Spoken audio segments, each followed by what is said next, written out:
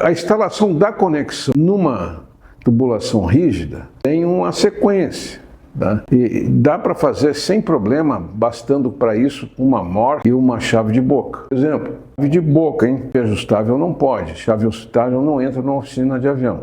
Tá? Então tem que ser uma chave de boca no tamanho certo. Você coloca a conexão atrás da flange e ela vai rosquear na outra parte. A ilustração mostra as 3 etapas que são usadas para você instalar uma conexão numa tubulação rígida. Tá? Dá para fazer sem problema na oficina.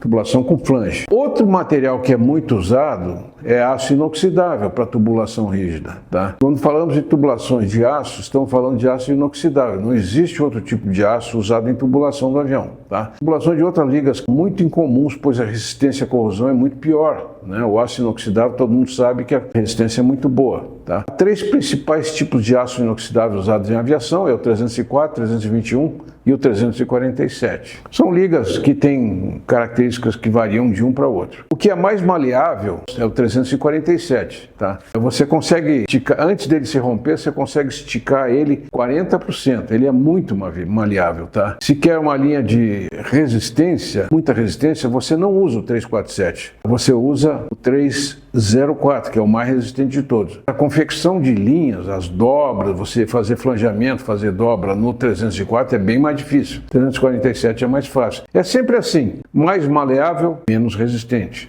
Isso vale para tudo, em estruturas, em geral. Se a resistência do 347 é suficiente, então é uma boa opção para facilitar a confecção. A dobra de tubos de aço inox é semelhante à do tubo de alumínio, é o mesmo processo. Agora, obviamente, as cargas são maiores, você vai ter que fazer mais força numa ferramenta manual para conseguir dobrar. Os raios de dobra são maiores, etc, etc. A própria ferramenta de dobragem é mais reforçada, normalmente é uma ferramenta de melhor qualidade. E a ponta dos tubos, da mesma forma que no alumínio, também pode ser flangeada. Tá? Do mesmo jeito que o alumínio, não tem diferença nenhuma. As tubulações de aço são feitas onde há a possibilidade de ser atingido por objetos externos, por exemplo. Tá? Se você tem uma tubulação de alumínio dentro de um compartimento do trem, num lugar em que a roda pode jogar uma pedrinha, obviamente não tem graça nenhuma você ter uma tubulação de hidráulica rompendo. Tá? Então, nessas regiões onde está sujeito a agressões, é melhor usar o aço inox. O trem de pouso, durante a rolagem, dá todo tipo de coisa para dentro do compartimento. Tá? Pode jogar barro, pode jogar areia, pode jogar pedrisco, pode jogar gelo, neve, um monte de coisa. Né? Então é uma região sujeita a agressões. Tá? Quando você certifica um avião, isso é feito no solo, no ambiente de laboratório. O fabricante que está certificando o avião tem que provar, tá, que um estouro de pneu dentro do compartimento não vai causar maiores problemas. Tá? O estouro de pneu, chamado de tire burst em inglês, tá? As tubulações têm uma certa proteção contra isso. Tanto que quando o trem recolhe, tá, o trem ainda está muito quente. Esse calor todo tem que ser aceitável para todas as tubulações ali na região. Tá? Um caso particular de tubulações de aço são as linhas de ar de sangria. Tá? Eu falei lá no começo que o ar é extraído, o ar que o compressor do motor comprime para mandar para a câmara de combustão, uma pequena parcela desse ar sai e vai ser usado para aquecer a cabine, para pressurizar, para fazer uma série de coisas. Não só aquecer a cabine e pressurizar, mas também é usado como antigelo, né, para aquecer partes do avião para não deixar formar gelo quando estiver voando em condições de formação de gelo. Isso acontece aquecendo os bordos de ataque, a parte de frente da asa, aquecendo a entrada de ar dos motores. Tá? Na realidade, isso é para jatos maiores. Quando se falar de aeronaves turbohélices, normalmente a solução é um pouquinho diferente. Em vez de ter ar quente circulando por dentro, na parte da frente da asa, uma bota, uma espécie de borracha inflável. Tá? Então esse mesmo ar de sangria, em vez de aquecer, ele simplesmente infla essa bota que, ao inflar, quebra o gelo vai embora. Então, nos casos em que a asa é aquecida para não formar gelo, esse sistema é chamado de antigelo. No caso em que há uma bota que infla, um dispositivo de borracha que infla para quebrar o gelo, é um dispositivo de degelo. Um caso é antigelo, o outro caso é de degelo. Em aeronaves militares, o ar de sangria pode ser usado para outras coisas também, até para geração de oxigênio para a tripulação. Hoje em dia, os aviões mais modernos têm um sistema chamado OBOGS, que quer dizer On-Board Oxygen Generation System.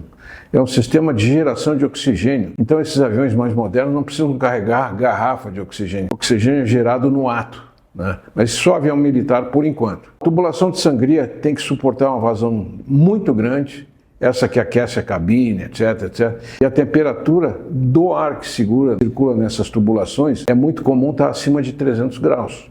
Tá? O que significa isso? Significa que se houver um vazamento, tiver, por exemplo, fiações por perto, a capa de plástico ou de qualquer material que seja usado para o rolamento dos fios pode derreter e você pode ter todo tipo de problema. Além do que, se isso acontecer próximo de revestimentos internos feitos de material composto ou de ABS ou qualquer tipo de plástico, bem vai derreter. Tá? Então, vazamentos de ar de sangria são perigosos, a ponto de haver detetores. Tá? Se houver um vazamento numa junta, um detetor vai mandar um alarme para o piloto. E a gente vai falar mais sobre isso daqui a pouco. Por esses motivos, o diâmetro dessas tubulações costuma ser grande, né, de sangria, tubulações de aço inox, bom acabamento interno para reduzir as perdas. Tá? Quanto mais rugosidade, quanto mais fosco for o interior, mais perdas acontecem ao longo da tubulação.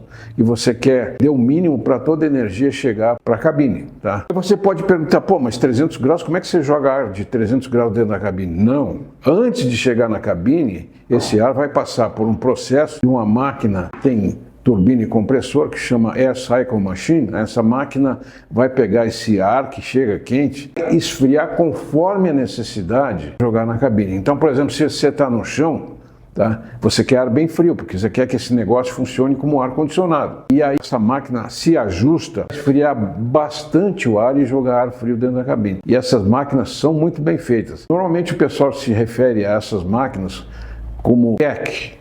PACK. A PAC de ar-condicionado, a PAC disso, a PAC daquilo. Normalmente todo avião de transporte tem duas PACs. Essas PACs é que fazem esse resfriamento conforme necessário.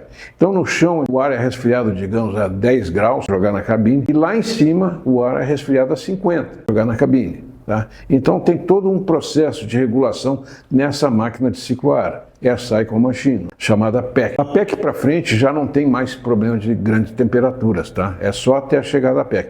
As PACs normalmente se localizam próximo à raiz da asa. Esse é o arranjo típico, né, da maioria dos aviões. Vazamentos em linha de ar de sangria, como eu já falei, são muito perigosos, que esse ar de 300 graus pode causar problemas sérios. O tipo de abraçadeira que é usado nas juntas é um tipo muito especial. Ele não só aperta no sentido do diâmetro, ele também traz um tubo em direção ao outro para comprimir bem, para não ter nenhuma frestinha entre um tubo e outro. Tá? Se vocês olharem na ilustração, vocês vão ver.